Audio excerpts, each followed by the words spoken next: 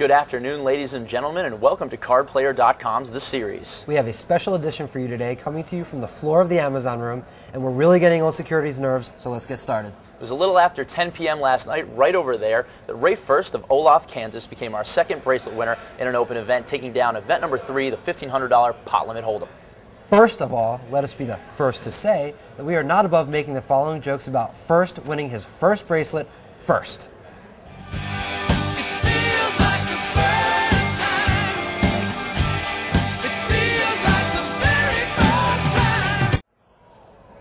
Sorry about that.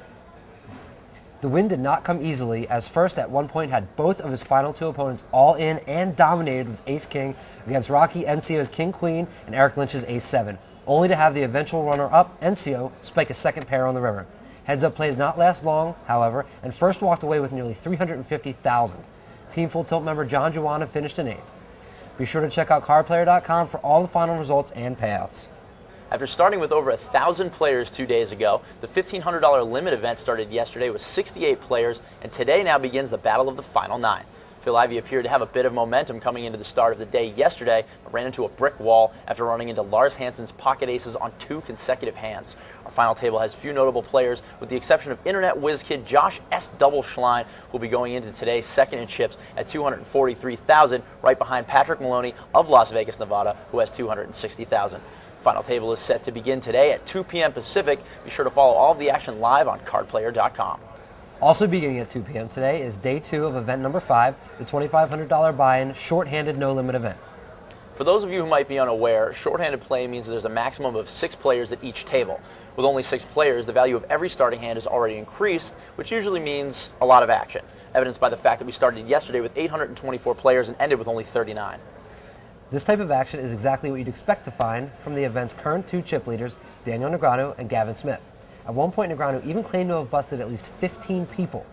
Negreanu and Smith aren't the only recognizable names, however, as they've still got to contend with the likes of Dutch Boyd, Gavin Griffin, Joe Hashem, Freddie Deeb, Kathy Liebert, one of the most recent WPT champs Joe Tehan, and Full Tilters Eric Lindgren and Mike Matisow.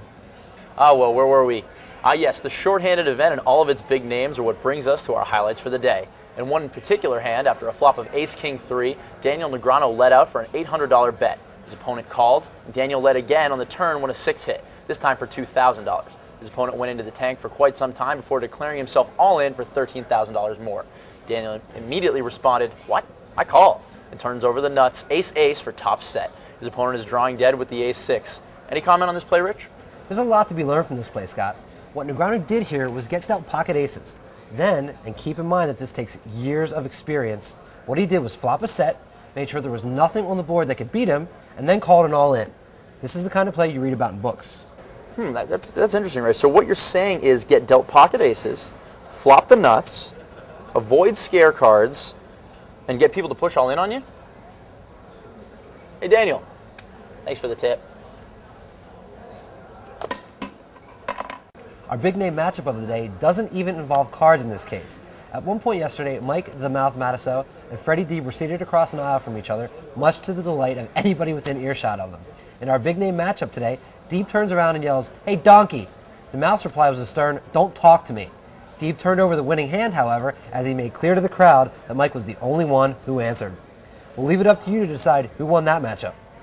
This concludes another edition of the series. Please stay with CardPlayer.com to follow all of these events, including the $2,000 No Limit Hold'em event starting at 2 p.m. Pacific today.